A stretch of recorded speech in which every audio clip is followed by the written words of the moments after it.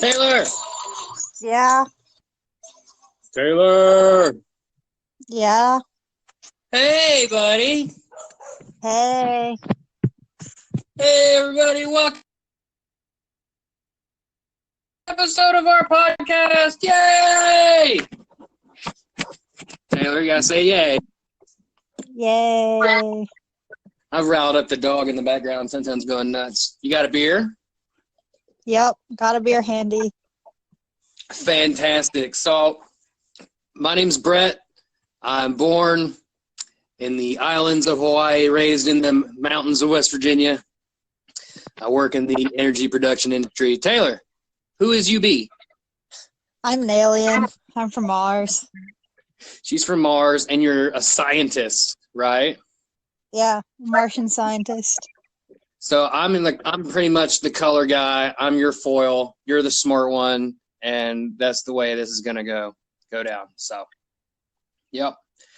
So anyway, this is Let's Die, the His versus Hers Guide to the Apocalypse, the podcast. What is this? Late June, almost July, 2018. First episode. Fun on the bun. Did you take a big old gulp of beer? No, I did not. No, I think you should. All right, I'm going for it. Okay. Well, for anybody listening, this podcast, we're basically just going to argue, talk, be awkward. We're good at that stuff. And we're going to talk about apocalyptic scenarios, how to survive them, or how we would just probably end up dying. Definitely what's going to happen. Yeah, pretty much. Do you want to know what I have picked out for today? Yes, I'd love to know. Okay, well, I have a little sounder here. You tell me what it's gonna entail here. Is that zombies? Yeah, we might as well. That's what all they ever want is your brains, right? Or maybe it's just about neuroscientists that go rogue. I don't know. Neuroscientists that go rogue, that create zombies? I don't know. Maybe they want to steal all our brains. Maybe. I don't know either. Well, shit. I mean, I guess it depends on what kind of zombies you're surviving, right? If it's classic undead, like religious-esque zombies, then you just bash the brains. They're shambling corpses. They should be easy, right? But if it's the neuroscientist thing like you're talking about, and it's like 28 days later, fast-running rabies zombies, we're basically screwed, right? Yeah, you're fucked at that point. Pretty much. So Taylor. So Bret. What would you use best to defend off a zombie? Well, that's easy.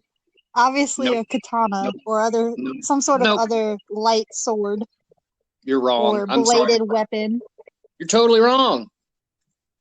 Because a baseball bat edges out a sword, pun intended, every single time. Every single time. And we thought about this before, and this is the whole reason that you decided that, hey, this could be a podcast, because we argued about this so fervently like last year. Do you remember? I do. I remember it vividly. Yeah. And it's also like what inspired me to make the logo the way it is. And I'm still right, by the way. No, you're still totally wrong. Bats are 100% better. Way 100% better. I need to make that my new catchphrase. Way 100%, baby. Baby. You say baby too? Anyway, bats, they'll bounce off the noggins, destroy the brains, crush necks, spines.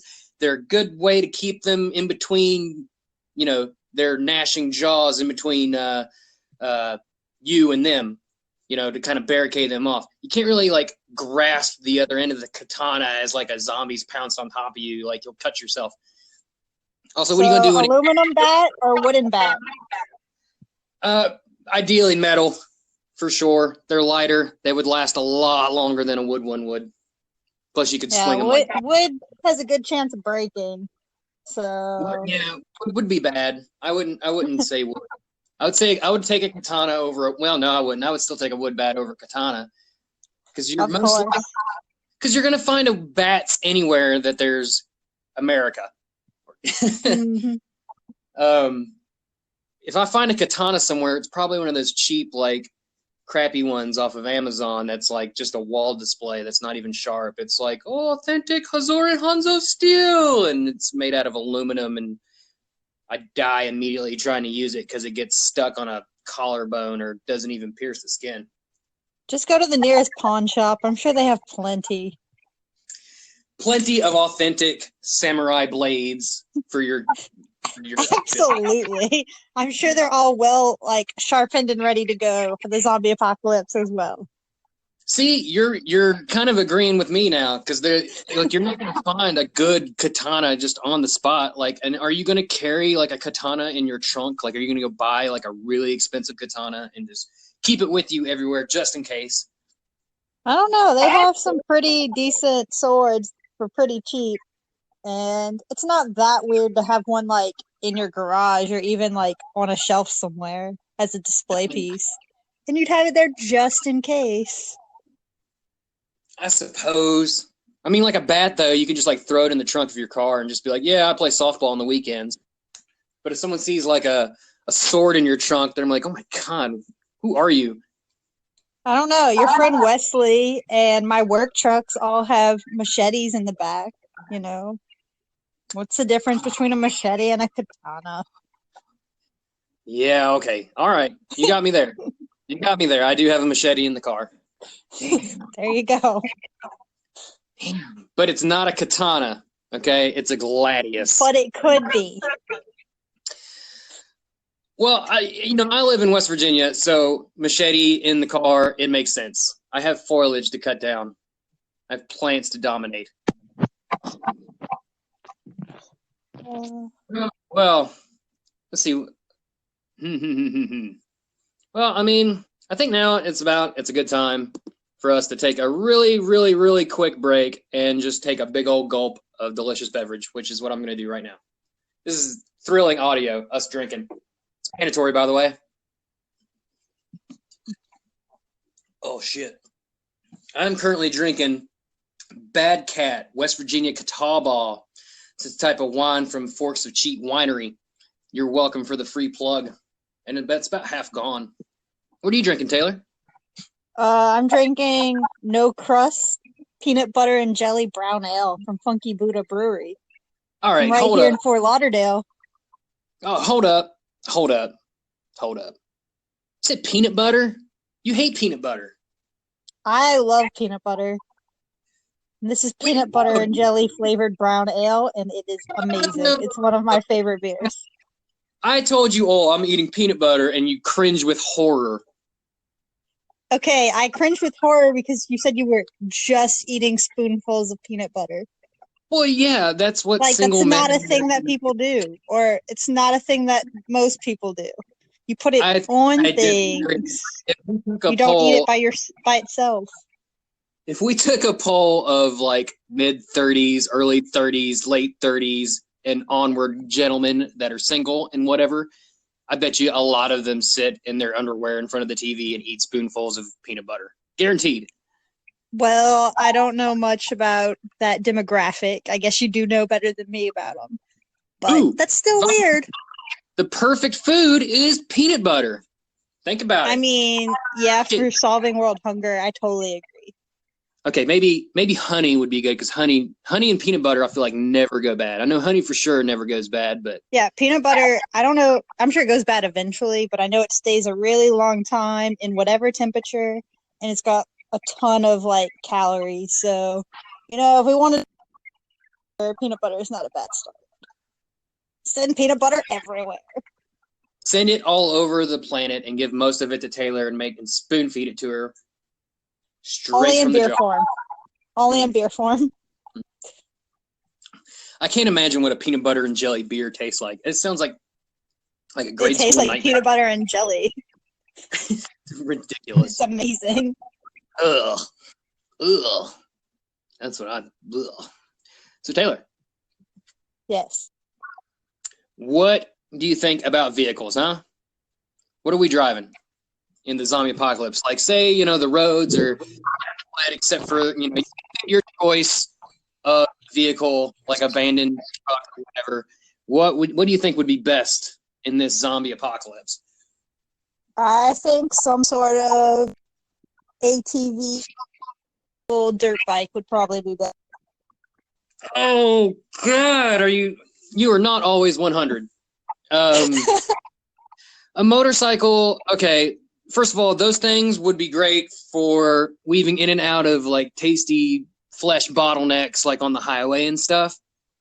Because you got to imagine, like a lot of like frequented roads would be just overcrowded with just dead vehicles. So those would be good. I can get behind the ATV. You can go off road. You can get up in the woods. You can break lines of sight fairly easily, and you can go all weather with them.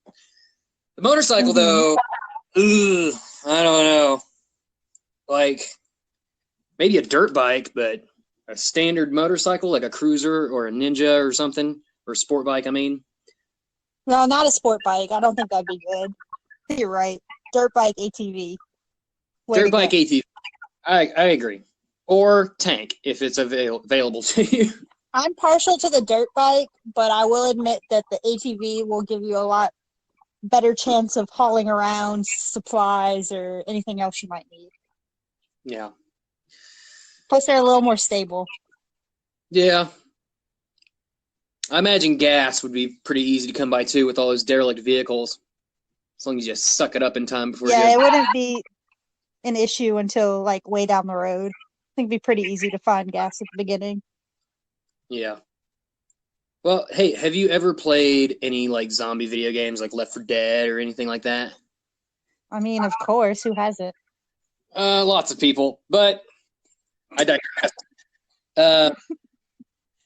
Like, what if there are, like, zombies that are, like, just totally weird special types, like the boomers, the exploders, like... Gears of War? Or the Resident Evil-esque, like... okay. Ugh. Yeah, all the mutant zombies. Yeah, like the big bad ones. Those would be basically just. I know, but like, how would that even happen? Well, there's a place I don't see it being a thing that could happen. Well, you know, genetics and stuff, and yada yada. Umbrella Corporation. Like they all have to come from humans, and we don't have humans that are like 20 feet tall or like. Super guys or anything. Like what are you it's just super undead humans. 20 foot you start with a normal human, you can't get that weird. Clearly never played Left 4 Dead or Resident Evil.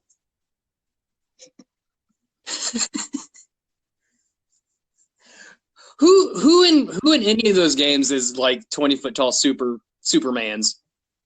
I'm just saying, where do the like super zombies come from? Like Nemesis is like 10 what tall cops. What? I don't know. I don't know. I mean, grab the nearest bat because you're gonna need it. Because you know, you grab the katana and you die. But okay, theoretically, if there were super zombies, you know, with extra powers or who could run extra fast or jump super high, I don't know. Whatever the super zombies do. I'm not sure how you'd handle them. I'm thinking a bat or a katana or some sort of blade isn't gonna do too much against. I think it depends. If it's like a hunter from Left 4 Dead, they're like very prowly and cat-like, like they leap and they jump on you. It supports my argument for the bat though, because it'll keep them at bay, because most likely they have pounced upon you without you knowing, like, you know, they've snuck up on you and they've pounced on you and you're on the ground. Whereas katana is just going to kind of... I don't know. I feel like either way, you're kind of screwed. If something large and powerful jumps at you unsuspectingly, it's going to bite you or scratch you the first chance it gets. And it doesn't matter whether you have a baseball bat or a blade at that point. You're kind of screwed. Well, in the Left 4 Dead universe, like, being bit is not like instant death. You know, there's different levels of exposure. Like some popular media, like a bite isn't immediately fatal. Like you can heal yourself, particularly in video games. But in movies, typically being bit, even like a little bit, and as long as if the skin's broken, you're doomed. pretty much. So Yeah, I mean, that means it's completely based off of how we're saying that this zombie disease or mutation is spread.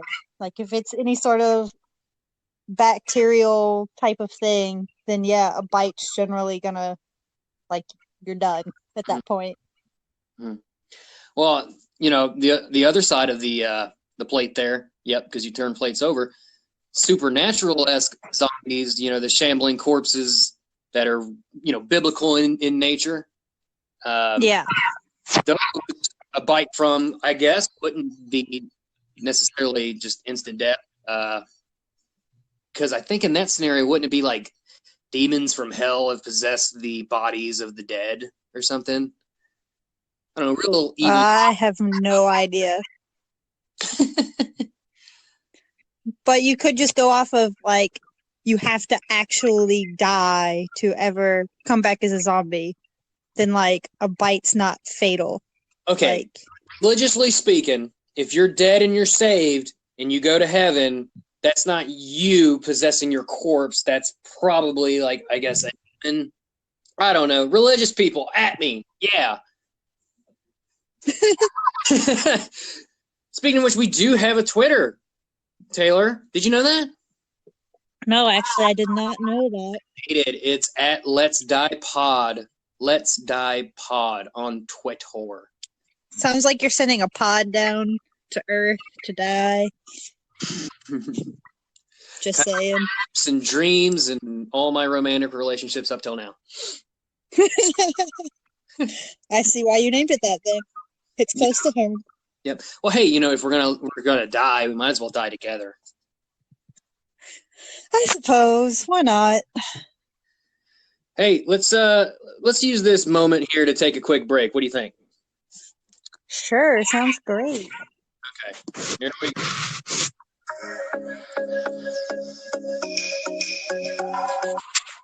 This is where we take another drink. I'm fucking drunk. I'm fucking drunk.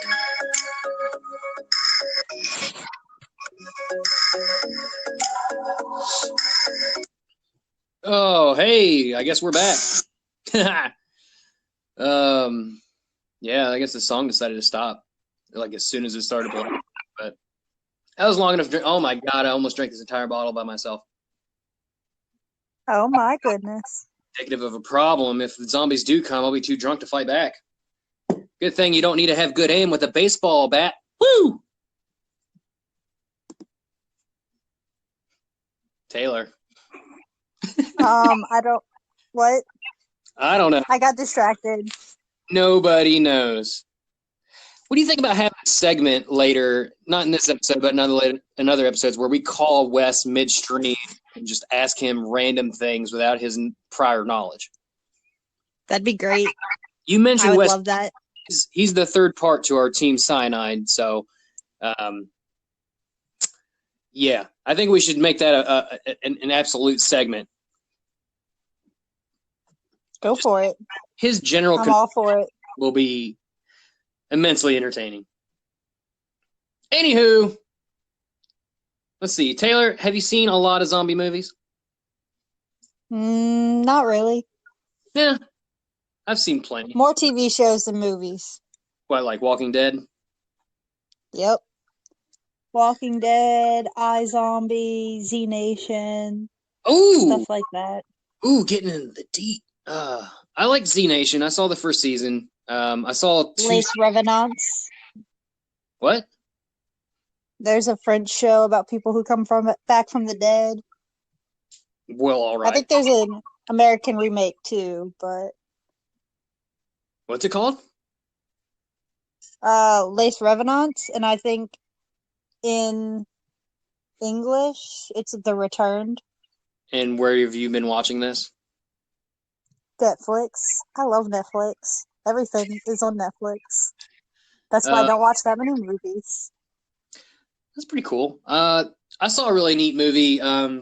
Shoot, if I can remember what it's called. Come back to me. You talk for a minute. I'll figure it out. What do you want me to talk about? Jeez. I mean, we're talking Can't about put me on the spot like this. Hey, well, it's a new segment, putting Taylor on the spot. Which spot? Like, are we playing Twister and I have to stand on like the red spot and then, Woo! Okay. I'm sorry. That was appropriate. Always 100, baby. You say baby too? Okay. Those are deep cut jokes for people who like podcasts. Are they?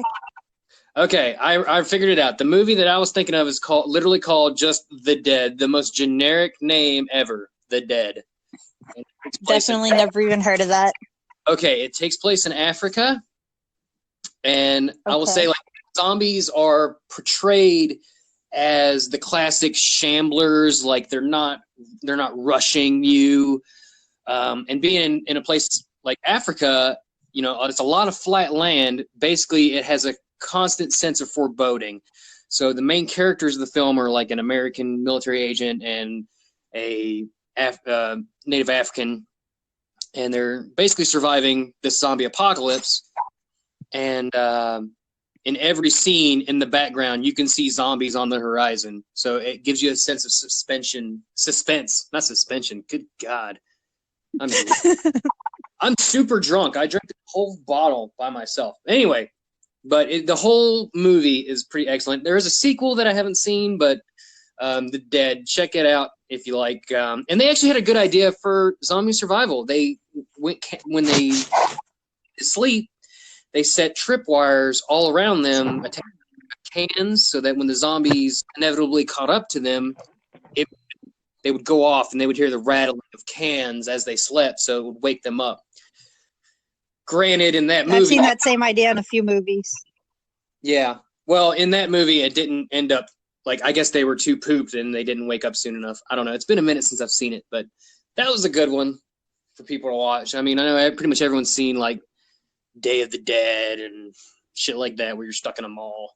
But I tell you what, the hardest thing about surviving a zombie apocalypse would absolutely be, like, human survivors.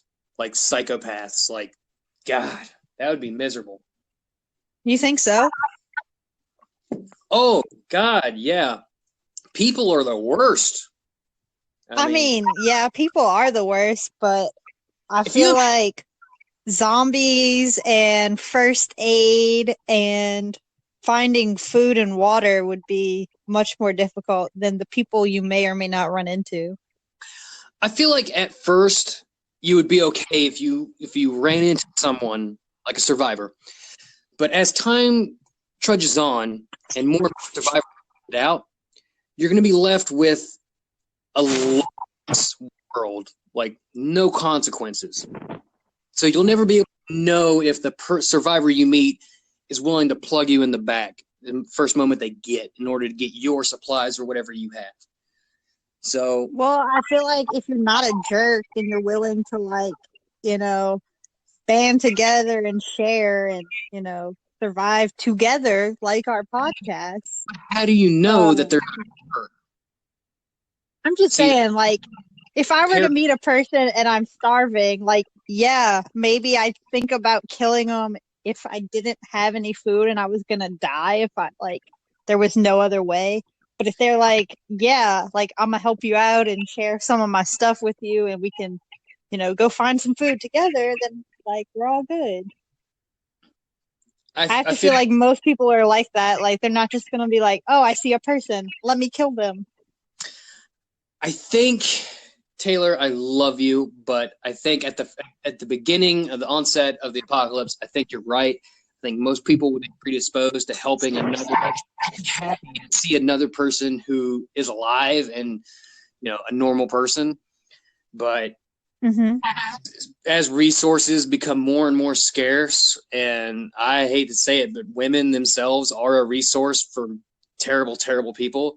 Like, it's going to be a lot harder to yes, 100%. Like, it's just, yeah. You know what I'm trying to say? Like, it's going to be hard. I get you. Time drags on. It's going to be harder and harder to trust people.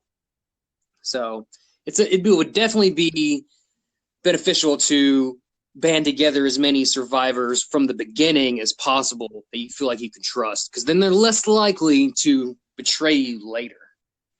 But at the same time, once you get into larger groups, it's more difficult to have enough supplies and everything.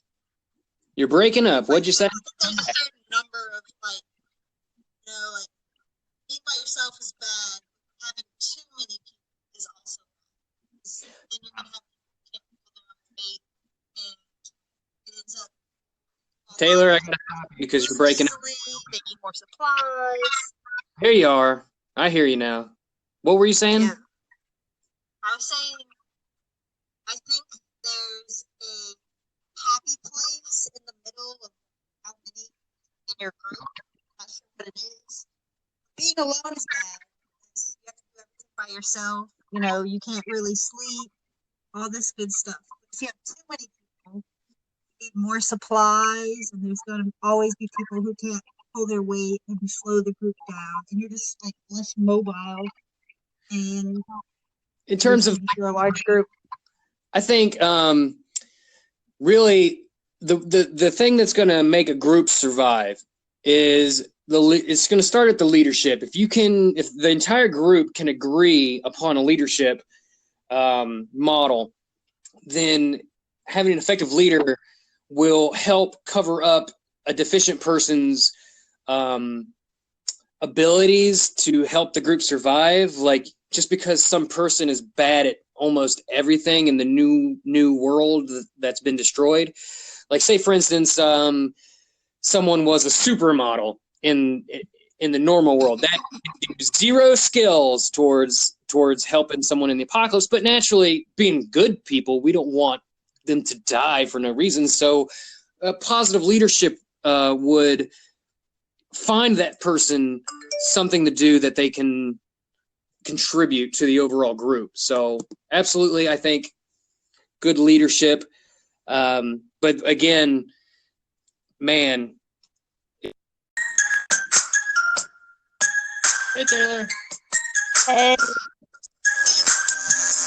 Sorry about that. We got disconnected. I don't know how.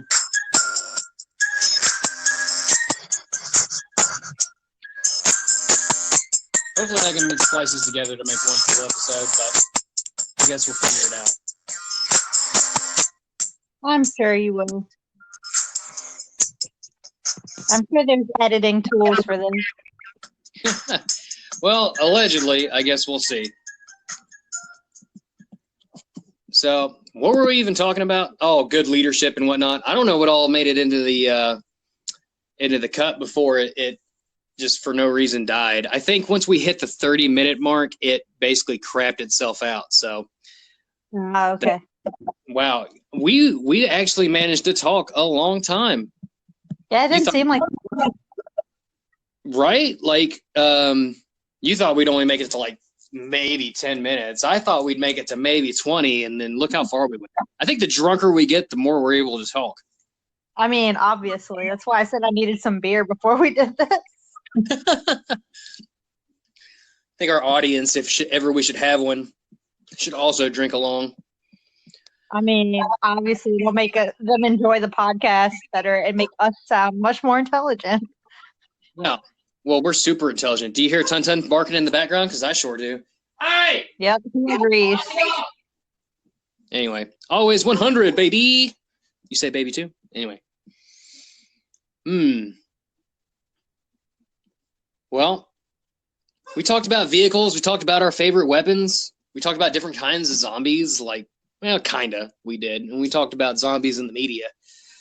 But I feel like this is only like, barely scratching the surface of this. Like, we could probably do like a full 20 episodes on nothing but zombie survival. Oh, for sure. We could spend a few minutes talking about each little subject, for sure, like in more detail. And I hope that we do milk every single one of those. Speaking of which, a really good book, Taylor, that you should read is Mountain Man. I forget the author, but man, that is a sweet-ass book. And it especially deals with the horror of survivors, kind of like how Walking Dead does as well. But, man, what a good book. I'll tell you what. I'll tell you who wrote it in just a second. I'll be waiting patiently. Oh, you can't just even take it, can you? No. Keith Blackmore. Excellent book series. Check it out. Anywho, Taylor, you got anything to plug before we say goodbye? Like, are you on Twitter or anything? I don't think you are. No, I don't do Twitter. Yeah. Well, if any of our listening audience has anything to say to us, come at us, bro, at Let's Die Pod on Twitter. Or you can send us an email at letsdiepod@gmail.com. That's letsdiepod@gmail.com. Or you can find us on Facebook. What? Didn't you make a Facebook too?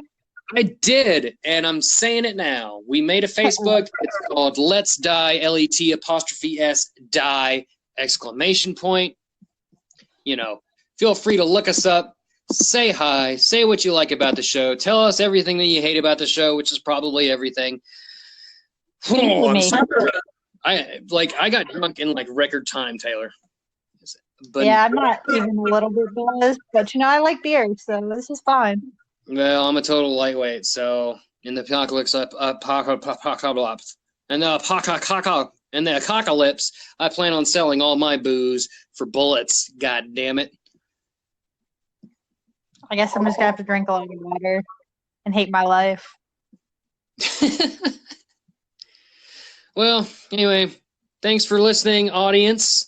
Don't forget to check us out on social media. Next week, I don't know if we're going to do one next week, but we'll see. Probably, if I can twist Taylor's arm enough. Oh, I definitely will, because I plan on getting Wes on here. So that enough will get her going, because it'll be hilarious. Because Wes is my best friend ever. Hey, fuck you, buddy. That's all I got to say about that. All right, well, this has been Let's Die. And if we're going to die, then let's die together, Taylor. What do you think? I guess that's okay. That should be the tagline of our podcast. Let's die. ... It's okay. All right, love you. Bye. Bye.